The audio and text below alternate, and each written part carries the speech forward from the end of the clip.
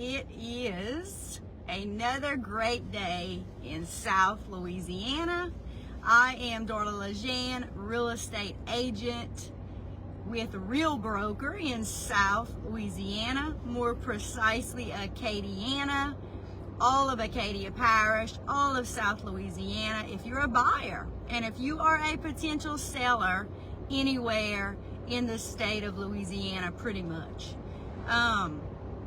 Let's talk about some buyer misconceptions and what I want to do with you if you are a buyer thinking about buying in the next few days, few weeks, few months. There are some things that I did not know when I got into real estate just a few years ago out of education. So believe me, if you are a buyer, especially if you have never bought a home, or if you have never used a real estate agent, or if you bought a home a long time ago, listen, things have changed. One important thing to keep in mind if you are thinking about buying is absolutely you want to be represented with a real estate agent who is licensed, who is active, who is closing lots and lots of deals. You want that kind of person on your team, because when you have that kind of person on your team who closes lots and lots of transactions, you can rest assured that that person is, number one, great at negotiating, probably loves their job, and is in it to save you the most amount of money humanly possible as a buyer. All right? Those are the most important things. Some other things to keep in mind is this. Lots and lots of times, you as the buyer, if you're working with the real estate agent, is going to send you documents that you must sign before you go look at any homes. Make sure you understand what you're signing. It is so common. I see it every day. We get forms on our phones. Listen, I'm just as guilty. We get forms on our phone that we have to sign for whatever the purpose may be, and are we really reading all of that verbiage on our phones? No, we're clicking and we're signing, and lots of times we don't know what we're signing. So make sure you say to that real estate agent, who, remember, the real estate agent you choose, you should absolutely know them, like them, and trust them, or they are a referral from someone you absolutely know, like, and trust. And so they're referring them because they know that they are trustworthy and they are great at their jobs. Ask them, what am I signing? What does this mean? And make sure that you know that when you sign something with any kind of buyer agent, are they going to charge you a fee?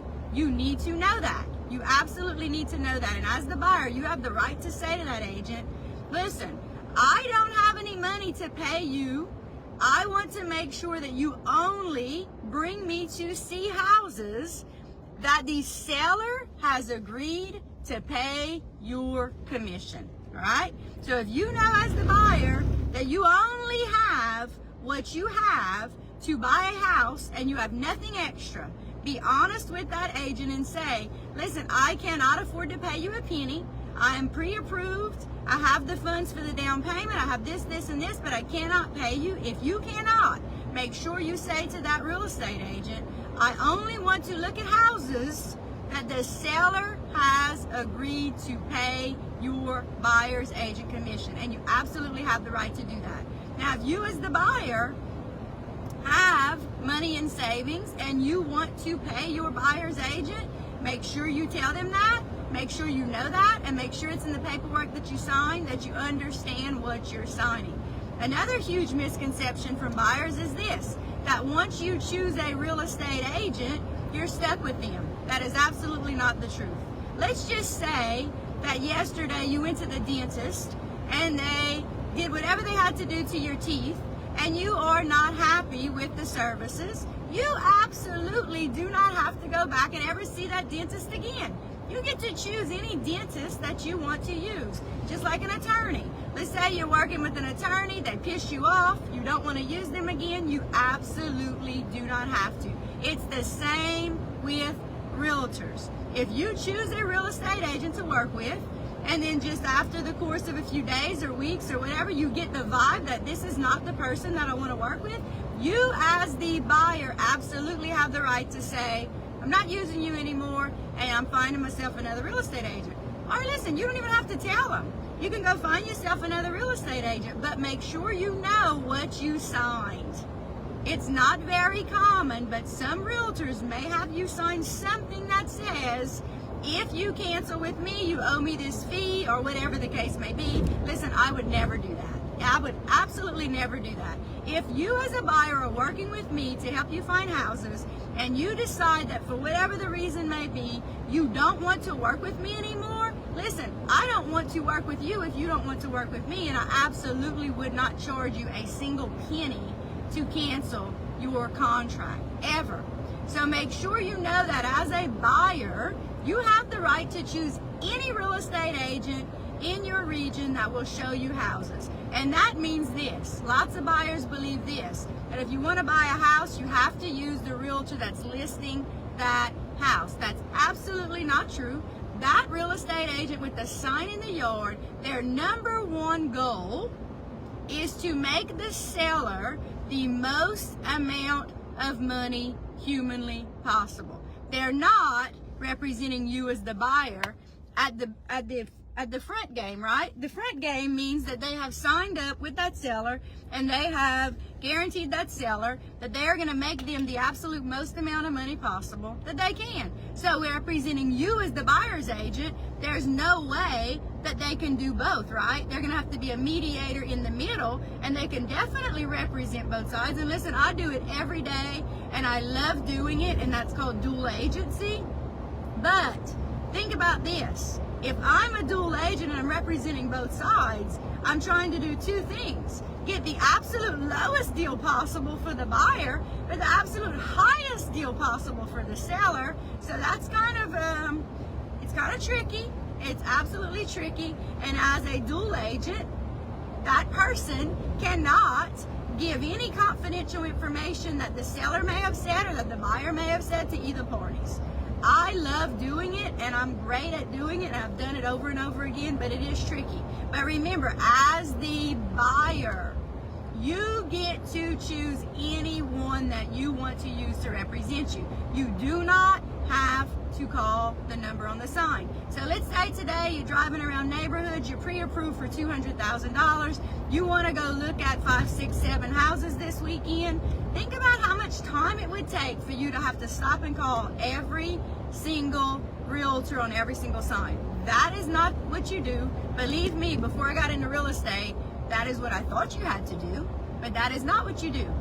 After you're pre-approved and you know your loan type and you know your budget, you call the realtor that you want to use and that you want to go house hunting with, and you say, look, I am pre-approved for X amount of dollars. Let's say you're pre-approved for $200,000 and you have an FHA loan.